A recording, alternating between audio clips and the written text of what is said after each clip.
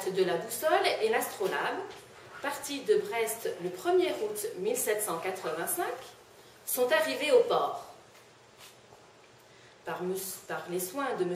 de la Pérouse, commandant en chef de l'expédition, de M. le vicomte de Langle, commandant la 2e frégate. M. de la Pérouse se félicitait, ainsi que nous tous, d'avoir été d'un bout du monde à l'autre, à travers toutes sortes de dangers, ayant fréquenté des peuples réputés barbares, sans avoir perdu un seul homme, ni versé une goutte de sang.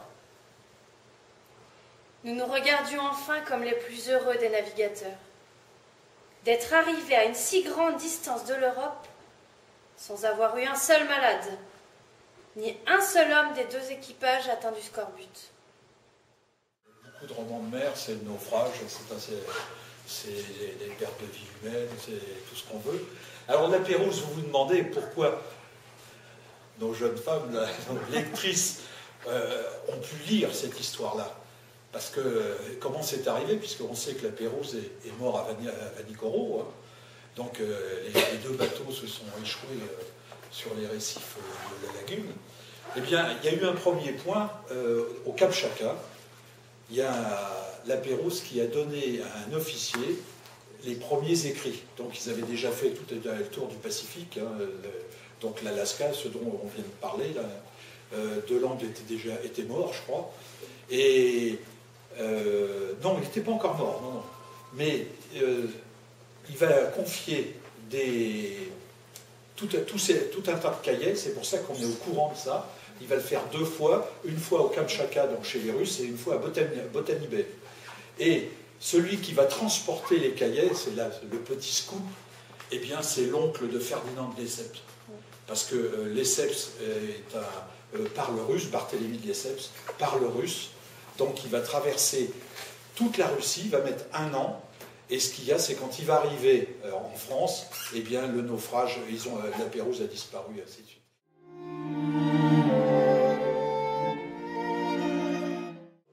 En bref, au petit jour, le matin du 11 décembre, voilà le spray. Le spray, bel et bien pris sur la plage. La mer, quoique assez belle, est pourtant agitée d'une houle qui déferle avec force sur le rivage. Je réussis à mettre mon petit Doris Vano et je porte une ancre au large. J'entreprends alors de mouiller la plus grosse encre, ce qui n'est pas facile. Je réussis dans un premier temps à passer les rouleaux avec l'encre et 40 brasses de câbles terminées par un flotteur. Mais le canot prend l'eau.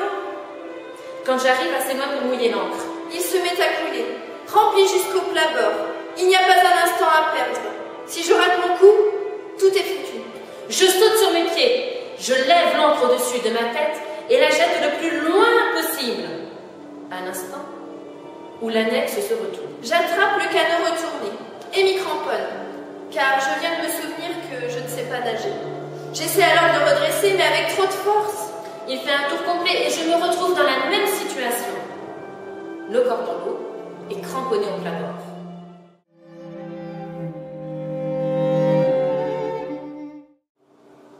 Nous sommes le 20 novembre. Le 20 novembre 1909. Je m'appelle Henrietta. Henrietta Miller-Elliott, de mon nom de jeune fille. Henrietta Slocum, du nom de mon mari. De mon défunt mari. Tout le monde m'appelle Etty. Je reviens de son enterrement, ou plutôt de ceux qui, pour les marins qui meurent en mer avec leur bateau et dont on ne retrouve pas le corps, tient lieu de cérémonie de passage. Joshua n'était pas un bavard. Nous avions même, lui et moi, complètement fini de nous parler.